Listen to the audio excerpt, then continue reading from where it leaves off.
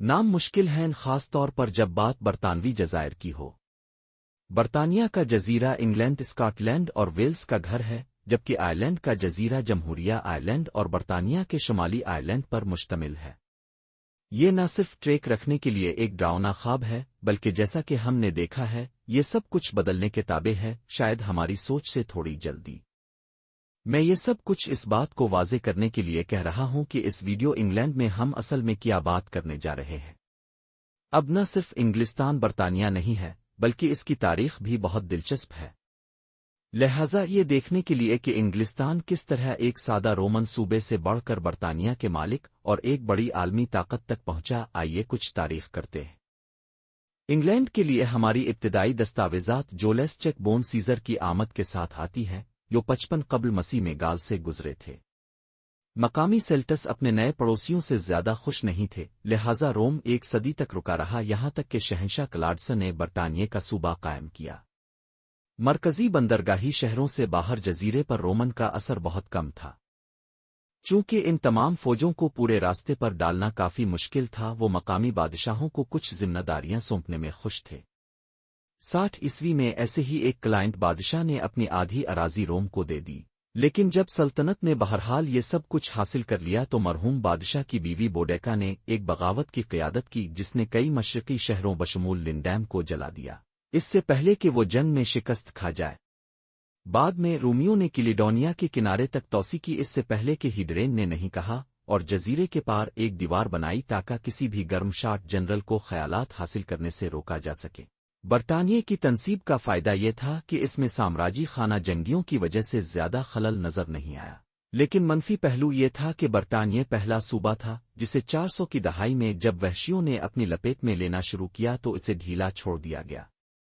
اگلی کئی صدیاں چھوٹی رومانو برطانہ سلطنتوں اور شمالی یورپی نئے آنے والوں کی سمندری لہروں کے درمیان مسلسل تبدیلی کی نشاندہی کرتی ہے۔ اس کے لیے شائستہ اصطلاح غیر منظم ہے اور اس کے لیے درست اصطلاح مجموعی ہے۔ قرون وسطی کے ابتدائی دور میں پنٹس اینگلس جوٹس اور سیکوسن سے چھاپے اور ہجرتیں دیکھنے میں آئیں، اور جبکہ نقشہ جلد ہی کسی بھی وقت اپنی سرحدوں کے ساتھ سلطنتیں مکمل طور پر بریٹینک نہیں تھیں اور نہ ہی مکمل طور پر جرمن تھیں۔ بالکل رومیوں کی طرح یہ لوگوں کے بہت سے چھوٹے اور منفرد گروہوں کے، خاص طور پر ان جرمن نقل مکانی کے پس منظر میں۔ تاریخی طور پر دیکھا جائے تو نارتھمبریا کی عیسائی خانقاہوں میں ہمارا ریکارڈ قدرے واضح ہو جاتا ہے، جہاں اسکالر بیڈے نے انگلینڈ کی کلیسائی تاریخ لکھی، جو اس دور کے لیے ہمارا بہترین ذریعہ ہے، اور پورے نارتھمبریا میں خانقاہیں 600 اور 700 کی دہائی میں ادب اور فن کے شاندار محل بن رہی تھیں۔ نارتھمبریا میں علاج کے طور پر سنہری دور کا تھوڑا سا حصہ ہو سکتا ہے۔ اچھی خبر یہ ہے کہ یہ واقعی چمکدار تھا، لیکن بری خبر یہ ہے کہ شاید یہ تھوڑا سا زیادہ چمکدار تھا، کیونکہ چمکنے نے ہمارے پرانے دوست واکنز کو اپنی طرف متوجہ کیا، جو ان قیمتی آثار کو مکمل طور پر غیر متعلقہ آگ سے بچانے کے لیے لنڈسفارن کے جزیرے کی خانقاہ تک پہنچے، جو واکنز کے آتے ہی جلنا شروع ہو گئے۔ عجیب! وہاں سے واکنگز آتے رہے، تمام اوپر اور نیچے ساحلوں پر چھاپے مارتے رہے، اور یہاں تک کہ عظیم ہیتھن آرمی کے ساتھ اندرون مک جا رہے تھے۔ یہ خاص طور پر ویسیکس کے بادشاہ کے لیے بری خبر تھی، جو مرسیا کو فتح کرنے کے راستے سے گزر رہا تھا جب اسکینڈینیویا کے لوگ مشرقی ساحل سے نیچے جا رہے تھے۔ ان کے پاس ایک واحد متحدہ ریاست بنانے کے ذرائع تو اب آخر کار ہم دراصل انگلینڈ کو ایک ریاست کے طور پر بات کر سکتے ہیں۔ اس کے بعد کی صدی میں نارتھمبریا نے انگریزی اور واکنگ کی حکمرانی کے درمیان ہاپ اسکاچ کھیلا، اور کچھ عجیب و غریب شاہی جمناسٹکس کے نتیجے میں اسکینڈینیوئی کی نوٹ 2 دہائیوں تک انگلینڈ، ڈنمارک اور ناروے کا بادشاہ بن گیا۔ لیکن اسکینڈینیوئی حملوں کے قریب مسلسل ٹائر فائر اور انتہائی سلیقے سے شاہی سلسلے کے باوجود انگلینڈ اس وقت کے لیے متاثر کن طور پر اچھی طرح سے چل رہا تھا، کیونکہ گورننگ بیوروکریسی منظم تھی اور وہ جانتے تھے کہ ٹیکس کیسے کام کرتا ہے۔ برا نہیں، لیکن جیسا کہ اگلی چند صدیوں میں ایک چل رہا تھیم بن جائے گا، شاہی جانشینی کے اس پریشان کن سوال پر قابو پانے کی کوئی صورت نہیں ہے۔ 1066 میں کنگ ایڈورڈ کی موت کے بعد تاج ہیرالڈ گاڈونسن کے پاس چلا گیا، لیکن 2 دیگر پارٹیاں اپنے لیے وہ چمکدار سرپوش چاہتی تھیں، یعنی بادشاہی، تو اس نے اس چھوٹی سی ڈبہکی کی ایجاد کی جسے ایک قلعہ کہا جاتا ہے، اور اپنی فوجوں کو عجیب بغاوت سے بچانے کے لیے اسے پورے انگلینڈ میں بنایا۔ دری اسنا اس نے انگریزی اشرافیہ کی جگہ تازہ درآمد شدہ نارمن بیرن کو لے لیا۔ اب نارمن فرانس سے ہونے کی وجہ سے فرانسیسی تھے، لہذا وہ مقامی پرانی انگریزی کی بجائے اپنی مادری زبان بولتے تھے۔ صدیوں کے دوران یہ دونوں زبانیں ایک دوسرے کے ساتھ گھل مل کر ایسی تخلیق کرتی ہیں جسے ہم انگریزی کے نام سے پہچانتے ہیں۔ یہ ایک زبان کی ہماری خوبصورت تباہی ہے۔ آخری اہم نتیجہ یہ نکلا کہ ولیم ابھی بھی نارمنڈی کا ڈیوک تھا، اور اس کا نگران فرانس کا بادشاہ تھوڑا سا ناراض تھا کہ اس نے جا کر خود کو ایک بادشاہی بنا لیا، اور یہ سفارتی ہچکی انگلستان اور فرانس کو 600 سالہ طویل دشمنی میں الجھائے گی۔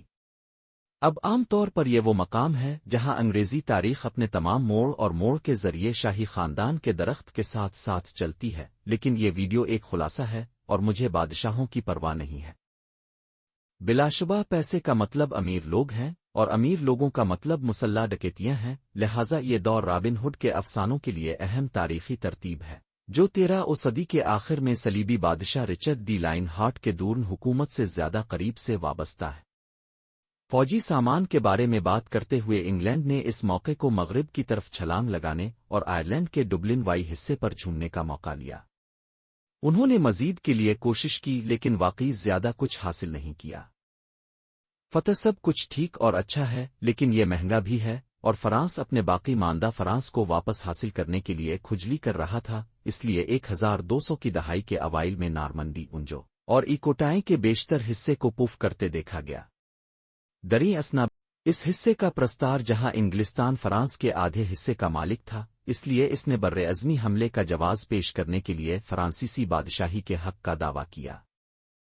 ایک جرات مندانہ حکمت عملی یہ کام نہیں کرے گا، لیکن اسے ظاہر ہونے میں 1 صدی لگ گئی۔ 1337 سے 1453 تک انگلستان اور فرانس 100 سال کی جنگ میں بند رہے۔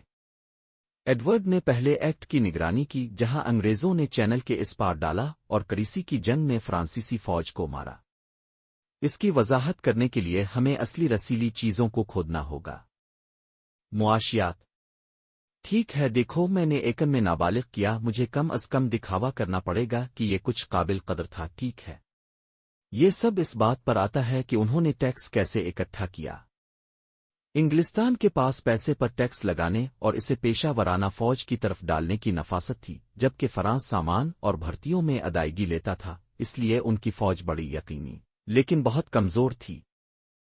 انگلستان کی پیش قدمی پر زور ہوتا اگر یہ تعاون کی حیرت انگیز مہمان کی شکل نہ ہوتی۔ لڑائی دوبارہ شروع ہونے کے فوراً بعد فرانس کے نئے بادشاہ چارلس پنجم کے پاس اپنے پیشرو سے بہت بہتر وقت تھا، اور اس نے انگریزوں کو گسکونی اور کیلیس کے کناروں تک دھکیل دیا۔ جنگ کا تیسرا مرحلہ وہ مسالہ دار چیزیں ہیں جو شیکسپیئر کے ان تمام ڈراموں میں دوسرا بڑا نتیجہ بڑا جھٹکا ایک اور جانشینی کا بحران تھا۔ میں نے اس سے پہلے گلاب کی جنگ کا احاطہ کیا ہے، اور میں آپ کا بہت احترام کرتا ہوں کہ آپ اس سے بور ہو جائیں۔ صرف اتنا اہم ہے کہ ایک بادشاہ مر گیا اور 2 خاندانوں نے ایک دوسرے پر چھرا گیونپتی ہوئے 1 صدی گزار دی کہ تاج کس کو ملے گا۔ ان دونوں کو پلاٹ کریں۔ ہیری 7 کو یارک اور لنکاسٹر کے دوسرا بڑا نتیجہ بڑا جھٹکا ایک اور جانشینی کا بحران تھا۔ میں نے اس سے پہلے گلاب کی جنگ کا احاطہ کیا ہے، اور میں آپ کا بہت احترام کرتا ہوں کہ آپ اس سے بور ہو جائیں۔ صرف اتنا اہم ہے کہ ایک بادشاہ مر گیا اور 2 خاندانوں نے ایک دوسرے پر چھرا گیونپتی ہوئے 1 صدی گزار دی کہ تاج کس کو ملے گا۔ ان دونوں کو پلاٹ کریں۔ ہیری 7 کو یارک اور لنکاسٹر کے گھروں کو ایک ساتھ شادی کرنے کے لیے ٹوڈر خاندان کی تخلیق اور اس گندگی کو اچھے کے لیے حل کرنے کے لیے بڑے اپس ٹیوڈرز اپنے صدی کے چارلس پوپ اور اس کی بیوی کے 3 مسائل ایک ہی اقدام میں ایک پروٹسٹنٹ کی موت جا کر اور اپنا چرچ بنا کر۔ انگلینڈ کا یہ نیا چرچ واقعی پروٹسٹنٹ الہیات کی طرف اتنا جھکاؤ نہیں رکھتا تھا، لیکن اصل گھماؤ یہ تھا کہ چرچ نے صرف بادشاہ کو جواب دیا۔ یہ نیم اصلاحی سمجھوتا دنیا میں نافذ کرنا بالکل آسان کام نہیں تھا، لیکن ٹیوڈرز نے اسے ایک نظر میں یہ 1600 سالہ طویل ڈراؤنا خواب ہے جو کسی کو بھی یاد رکھنے پر مجبور کرنے سے زیادہ بادشاہوں سے بھرا ہوا ہے، اور کسی ایک واقعہ میں پھنس جانا مکمل طور پر ٹریک کھو دینا آسان ہے۔ لیکن اچھی خبر یہ ہے کہ انگلش مورخ صرف اس لیے کہ افسوسناک حد تک پیچیدہ اور آنکھیں بند کر کے خود کو جنون میں مبتلا کرنے کا مطلب یہ نہیں ہے کہ ہمیں ایسا ہونا چاہیے۔ کیونکہ اگر ہم تھوڑا سا زوم آؤٹ کریں اور شاہی جمناسٹک کے پس منظر کے بجائے انگلستان پر ایک اکائی کے طور پر توجہ مرکوز کریں تو اہم بادشاہ سیاق و سباق میں سمجھ میں آ جائیں گے اور ہم تفصیلات میں الجھنے سے بچیں گے۔